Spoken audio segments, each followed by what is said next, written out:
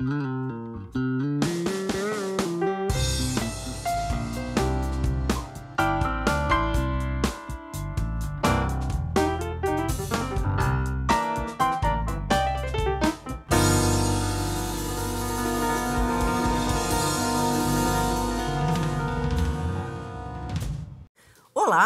Uma publicação que levava nos anos 60 e 70 ouro em pó cultural para os mais longínquos lugares de Minas Gerais. Revelou dezenas de novos autores que hoje são alguns dos maiores escritores do país, ao lado de grandes ilustradores e artistas plásticos, que enfrentou de modo criativo e ousado a censura do regime militar. Esta publicação é o Suplemento Literário de Minas Gerais, que completa 50 anos de existência. E quem vai falar sobre ele é o jornalista João Pombo Barilli, formado em filosofia pela USP, com passagem por vários jornais brasileiros, atualmente coordena, juntamente com Jaime Prado Gouveia, diretor do suplemento, uma série de atividades comemorativas. João, você começou muito cedo no jornalismo, você já participou até do dicionário, como é que é? Dicionário Larousse Cultural. Foi algum verbete que você... Na verdade, eu precisava trabalhar, na época eu estudava na filosofia na USP e eu precisava de um emprego. Sobreviver, né? Para sobreviver. E tinha a Nova Cultural, a empresa Nova Cultural, que eles estavam fazendo um dicionário, a versão brasileira do Larousse francês, né? Eles me chamaram para editar, e eu topei, assim, foi legal, assim, foi a primeira... Era redação de verbetes, pesquisa, investigação. Era uma coisa muito legal, a gente fazia verbetes, assim, a gente tinha que pegar a tradução francesa para ver se ela funcionava em português, assim. E era um trabalho de edição, sabe, assim, porque a gente ia publicar um dicionário pequenininho e o material era muito grande. Assim.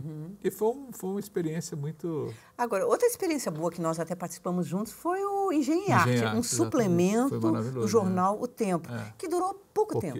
Acho que 6 meses, acho que tudo que dura muito pouco, né? Quanto tempo? 6 meses? Acho que não durou 6 meses. Que isso? Não durou um ano. Assim. Isso eu tenho certeza. Na minha memória eram uns 2 anos. A gente ia porque era tão João bom, Bosco né? Jardim, um grande jornalista. Nosso grande editor. Eu aprendi ele veio do muito Ciência com ele. Hoje. Ele é uma pessoa maravilhosa, assim, João. Porque ele tinha uma grande experiência. Ele vinha do Ciência Hoje, ele era muito ligado à SBPC, né? Não, foi correspondente na Inglaterra. Então eu lembro que ele tinha uma cultura jornalística muito boa, um texto muito bom. E ele é um grande editor. Me ensinou muito, João. Assim. E aí eu vim foi na época do que agora o Tempo até está completando 20 anos. Foi na época do que eles estavam fazendo esse caderno e me chamaram para trabalhar. Na época era o João Bosco, o André Nigri, que depois foi embora para São Paulo. E o Rodrigo Moura, isso, o Rodrigo, que depois foi para o Inhotim, né? Ele começou lá, foi foca da gente lá. Isso que é interessante, era uma equipe pequena, muito bem entrosada, mas um jornalismo cultural do mais alto nível, que eu me recordo. Era uma coisa muito... Porque, na verdade, a ideia que o João teve era de tentar trazer a Universidade Mineira para dentro dos jornais, que naquela época, até hoje é uma coisa um pouco complicada, né? Assim, você conseguir fazer com que os especialistas se interessem pelo debate público, assim. E eles morrem de medo de jornalistas, porque eles acham que a gente simplifica muito o pensamento deles, né? E simplificamos mesmo. Mas a gente tem que... por necessidade. A gente tem que tentar... Isso é uma discussão infinita. Ontem mesmo eu estava participando de uma mesa dentro do circuito das letras, né, que rolou semanas passadas, que o Rogério Pereira, do Jornal Rascunho, ele falava exatamente isso, que o Jornal Rascunho é um jornal de Curitiba, um dos mais importantes de literatura no Brasil.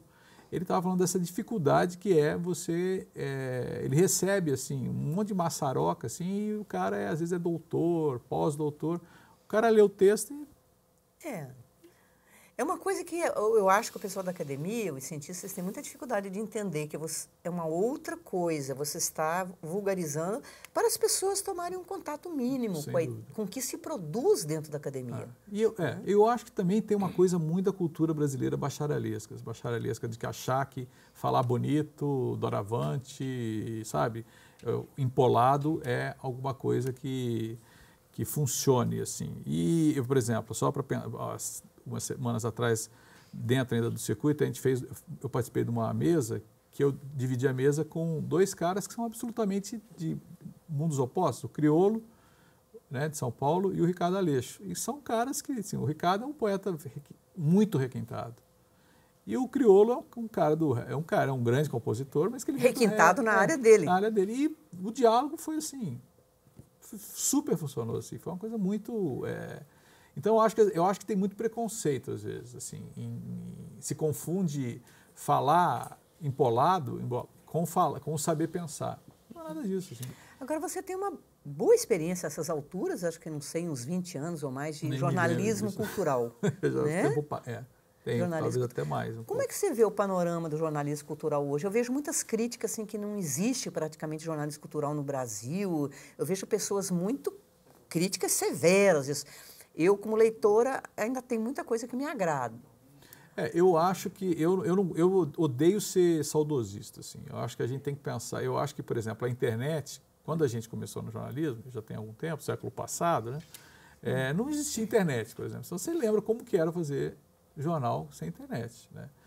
A internet é uma coisa maravilhosa, eu acho uma coisa, e é uma coisa sem volta também, não tem muito assim, a gente não pode ficar pensando... Facilita muito o trabalho do jornalista. Do jornalista e da comunicação entre as pessoas mesmo, né? Eu acho que é uma coisa, é uma coisa que o poder, as pessoas que mandam no mundo, no país, elas ainda não se deram muito conta disso.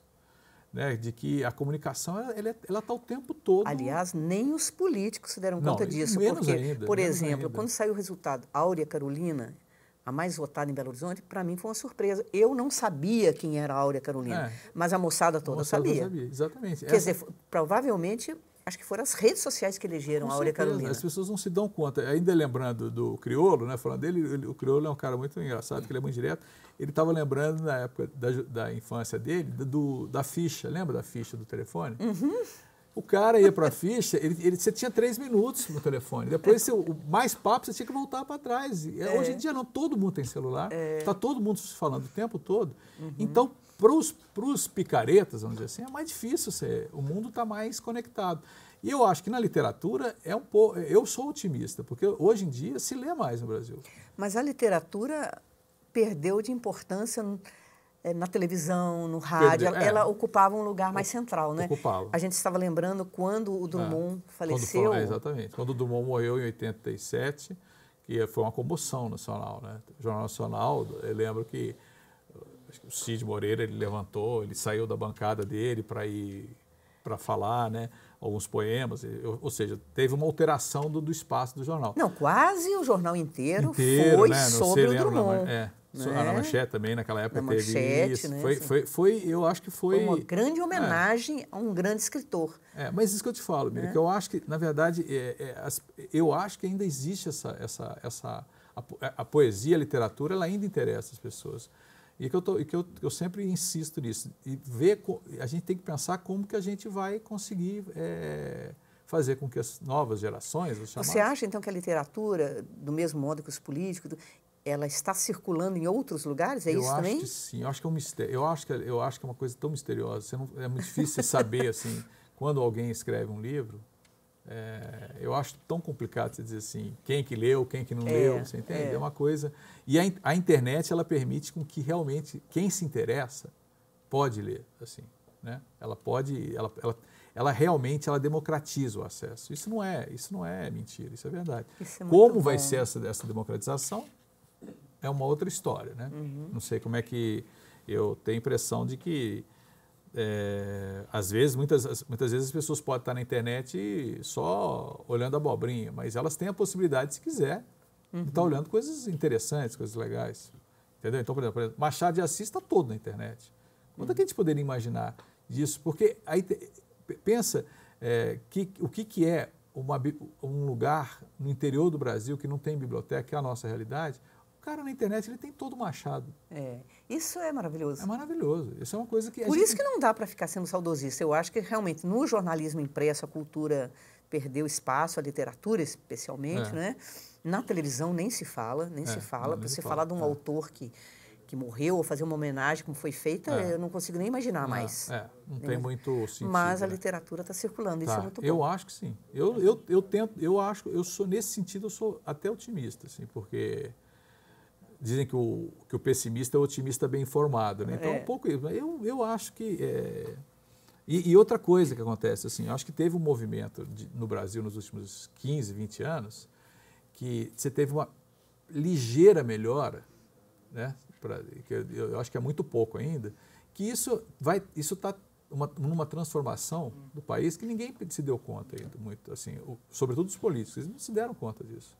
Como você disse, a eleição da Aura, né? As pessoas ainda não se deram conta de que é mais difícil agora esconder a informação. Né? A gente é jornalista, a gente... É no ato, as pessoas respondem no ato. No ato. Criticam e vira top e o cara cai no dia seguinte. Se não cair, cai depois. Igual foi o caso do Pedro Paulo no Rio, que não levaram em consideração a comoção da denúncia de agressão à mulher, mas perdeu na eleição, quer dizer, ele insistiu com o candidato, mas enfim, isso nem é do nosso assunto, mas só para mostrar, né? Bom, nós vamos fazer um pequeno intervalo, não é? E voltamos daqui a pouco já falando sobre a história de um suplemento cultural que espalhou literatura por todo o estado de Minas Gerais e teve reconhecimento internacional.